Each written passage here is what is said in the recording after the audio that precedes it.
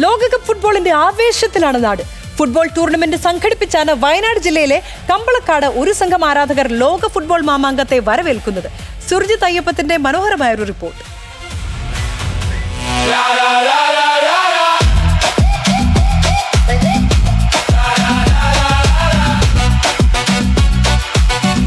വയനാട്ടിലെ ഫുട്ബോളിന്റെ കോട്ടയായ കമ്പളക്കാടാണ് ഞാനുള്ളത്. ഇവിടെ പടക്കളത്തിന്റെ ചാമ്പ്യൻസ് ലീഗ് നടക്കുകയാണ്. ഇതിനിടയിലാണ് ഇവിടേക്ക് എത്തിയത്. സ്വാഭാവികമായും വേൾഡ് കപ്പിന്റെ ആവേശം പ്രകടമാണ്. എല്ലായിടത്തും എന്ന പോലെ ഇവിടെയും പ്രകടമാണ്. പലയിടത്തും ഫ്ലക്സ് യുദ്ധങ്ങളൊക്കെ നടക്കുന്നു.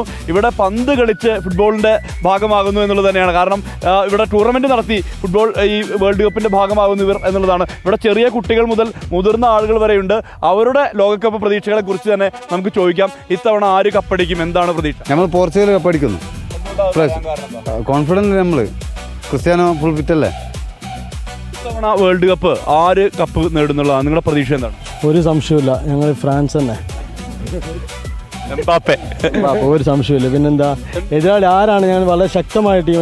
ഈ വേൾഡ് കപ്പിൽ ഏറ്റവും ശക്തമായ ടീമാണ് ഫ്രാൻസ്. കഴിഞ്ഞ പ്രാവശ്യവും അർജന്റീന എന്തായി ഞങ്ങളോട് കരഞ്ഞ് പിടിച്ചിട്ടാണ് എന്താ അത് കൊണ്ടുപോയത്. അതും എംബാപ്പെ പാർട്ടി ഗോളും കൊടുത്തേക്ക്. എന്നിട്ടാണ് എന്താ അത് ഗോൾ പിടിച്ച് കൊണ്ടുപോയത്. ഈ പ്രാവശ്യം അങ്ങനെയല്ല. അർജന്റീന ഫാനാണ്. ഗോളടിച്ചിട്ട് അർജന്റീന ജയിച്ചത് അത് ഒന്നും പറയാനില്ല. മോഹൻലാലിന്റെ സിനിമ തുടരും. അത് നമ്മൾ തന്നെ തുടരും. അത്രേ ഉള്ളൂ പറയാൻ.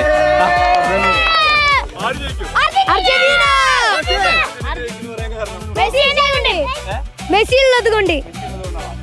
ഉള്ളത് കൊണ്ടാണ് അർജന്റീന ഫാനായിട്ട് നിൽക്കുന്നത്. എന്താ അർജന്റീന കപ്പ് അർജന്റീന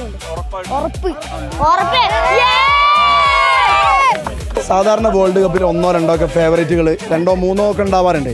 പക്ഷേ ഈ വേൾഡ് കപ്പിൻ്റെ പ്രത്യേകത ഒരുപാട് ഫേവറേറ്റ് ടീമുകളാണ്. എന്ന് വെച്ചാൽ നേരത്തെ പറഞ്ഞ ഫ്രാൻസിന് ഭയങ്കര സാധ്യത, നല്ല സ്കോഡാണ്. PSG ഒന്നിച്ച് കളിക്കുന്ന കമ്മ്യൂണിക്കേഷൻ നന്നായിട്ടുള്ള പ്ലേയേഴ്സ് ഒന്നിച്ച് കളിക്കുന്നുണ്ട്. പോർച്ചുഗലിന് സെയിം PSG ഒന്നിച്ച് കളിക്കുന്ന പ്ലേയേഴ്സ് ഇഷ്ടംപോലെ ഒരു 3-4 പ്ലേയേഴ്സ് ഉണ്ട്. അതുപോലെ തന്നെ സ്പെയിന് ബാഴ്സലോണയുടെ 7ഓളം പ്ലേയേഴ്സ് സ്പെയിൻ്റെ സ്ക്വാഡിലുണ്ട്. 2010 സ്പെയിൻ അടിച്ച സമയത്ത് ബാഴ്സലോണയുടെ 7 പ്ലേയേഴ്സ് കളിച്ചിട്ടുണ്ട്.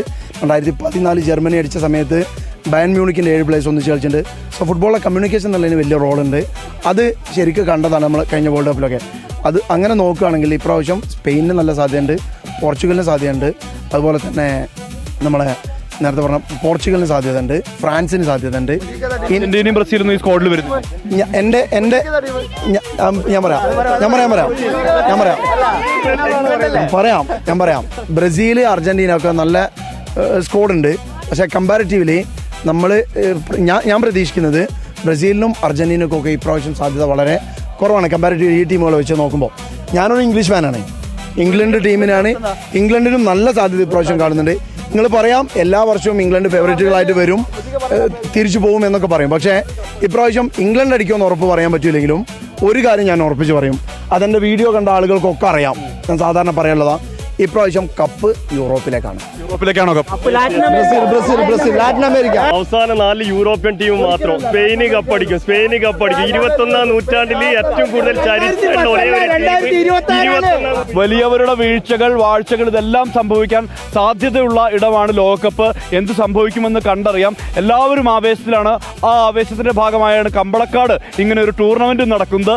ആര് നേടും, ആര് വാഴും, ആര് വീഴും എന്നൊക്കെ കണ്ടു തന്നെ അറിയാം. Surjith Ayyappath, big TV, Wayanad.